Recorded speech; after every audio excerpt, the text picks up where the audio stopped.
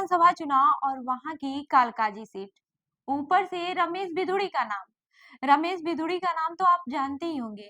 अरे, ये वही रमेश बिधूड़ी है जो अक्सर अपने बयानों के चलते सुर्खियों में रहते हैं। अभी हाल ही फिलहाल में इन्होंने प्रियंका गांधी पर विवादित बयान दिया था। इन्होंने प्रियंका गांधी की गालों की तुलना सड़क से कर दी थी। वहीं यहीं पर नहीं रुके ये आगे भी बढ़े और इन्होंने दिल्ली की मुख्यमंत्री आतिशी को भी नहीं छोड़ा। उन पर भी इन्होंने विवादित बयान दिया था। अब तो आपको समझ में आ गया होगा कि ये वही बीजेपी के नेता रमेश बिधूड़ी हैं। अब आपको बता दूं कि ये अपनी कागजी कार्रवाई पूरी कर ली है और इस फैसले ने कई सवाल खड़े कर दिए हैं। सबसे पहले यह साफ हो गया है कि वह कालकाजी सीट से ही चुनाव लड़ेंगे और बीजेपी की तरफ से दिल्ली की मुख्यमंत्री आतिशी के खिलाफ उम्मीदवार बदलने का कोई इरादा नहीं है।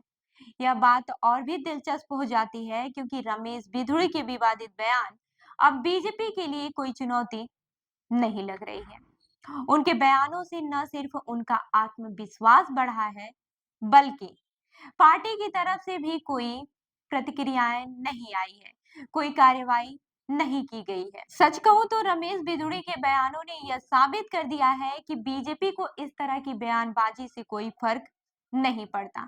दरअसल यही सवाल उठ रहा है कि क्या बीजेपी के अंदर रमेश बिधूड़ी को कोई कंट्रोल करने वाला नहीं है। उनका हौसला और बढ़ा है और वह लगातार अपने बयानबाजी से चर्चा में बने हुए हैं। हाल ही में उन्होंने आतिशी पर जो बयान दिया, उसने एक नई बहस खड़ी कर दी है। आपको मैं बता दूं कि रमेश बिधूड़ी ने दिल्ली की एक रैली में यह कहा कि दिल्ली की जनता नरक भोग रही है।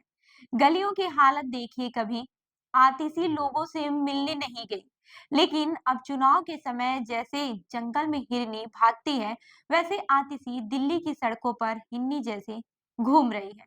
अगर कोई महिला दिखती है तो ऐसे मिलती है जैसे कुंभ में बिछड़ी कोई बहन मिल गई हो। इस बयान पर आम आदमी पार्टी का त्वरित प्रतिक्रिया आया है, जिसमें उन्होंने रमेश बिधूड़ी की महिला विरोधी सोच की आलोचना की है। और आम आदमी पार्टी इस तरह की रमेश बिधूड़ी की जो विवादित बयान है, उसकी आलोचना न करे तो क्या ही करे, करनी भी चाहिए। वहीं आम आदमी पार्टी ने सोशल मीडिया पर लिखा, गालीबाज पार्टी के नेता रमेश बिधूड़ी ने फिर दिखाई अपनी महिला विरोधी सोच। दिल्ली वाले ऐसे गालीबाज नेता और पार्टी को माफ नहीं करेंगे। इस बयान से यह साफ है कि बीजेपी के विवादित नेताओं के खिलाफ विपक्ष की प्रतिक्रिया त्वरित और तीव्र होती है, लेकिन बीजेपी की तरफ से रमेश बिधूड़ी को लेकर किसी भी तरह की निंदा या फिर कार्रवाई नहीं की जा रही है और यही सवाल उठता है कि पार्टी इसे क्यों नजरअंदाज कर रही है। वही जैसे कि मैंने पहले बताया कि रमेश बिधूड़ी का बयान सिर्फ अतिशी तक ही नहीं सीमित है। उन्होंने प्रियंका गांधी को भी नहीं छोड़ा था, उन पे भी विवादित बयान दिया था, जिससे एक बार फिर से बीजेपी विवादित बयानों को लेकर आलोचना का दौर शुरू हुआ। हालांकि बिधूड़ी ने जब इन बयानों पर बवाल मचते देखा, तो उन्होंने सोशल मीडिया पर बीजेपी अध्यक्ष जेपी नड्डा, दिल्ली प्रभारी बैजयंत पांडा, बीजेपी अध्यक्ष विजेंद्र सचदेवा को टैग करते हुए अफसोस भी जताया था। वहीं आतिशी के बारे में रमेश बिधूड़ी ने यह भी दावा किया है कि अरविंद केजरीवाल मुख्यमंत्री आतिशी को निपटाना चाहते हैं। बिधूड़ी का यह कहना है कि आतिशी कालकाजी से चुनाव लड़ने की बजाय जंगपूरा जाना चाहती थी, लेकिन मनीष सिसोदिया के कारण वह ऐसा नहीं कर पाई। रमेश बिधूड़ी के मुताबिक केजरीवाल ने उन्हें कालकाजी सीट पर फंसा दिया और अब वह इस मुद्दे पर राजनीति कर रहे हैं। इसके अलावा भी रमेश बिधूड़ी ने एक और दावा किया है कि संगम बिहार से चुनाव लड़ने की उनकी इच्छा थी, लेकिन केजरीवाल ने उन्हें वहां से टिकट नहीं दिया। इस तरह के बयानों ने दिल्ली की सियासत में एक नया मोड़ ला दिया है। वहीं बीजेपी की राजनीति में रमेश बिधूड़ी का असर इस वक्त बढ़ता हुआ दिखाई दे रहा है। इस दौरान यह सवाल उठता है कि रमेश बिधूड़ी के विवादित बयानों से बीजेपी को कोई फायदा मिल रहा है या फिर नहीं। रमेश बिधूड़ी संघ से जुड़े हुए हैं और उनके समर्थक काफी मजबूत हैं, जो उन्हें हमेशा पीछे से समर्थन देते हैं।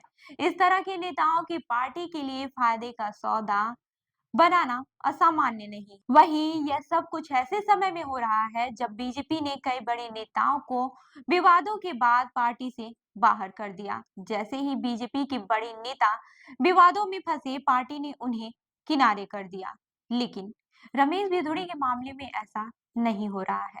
तो क्या इसका मतलब यह है कि बीजेपी को भिदुड़ी से कोई राजनीतिक फायदा मिल रहा है?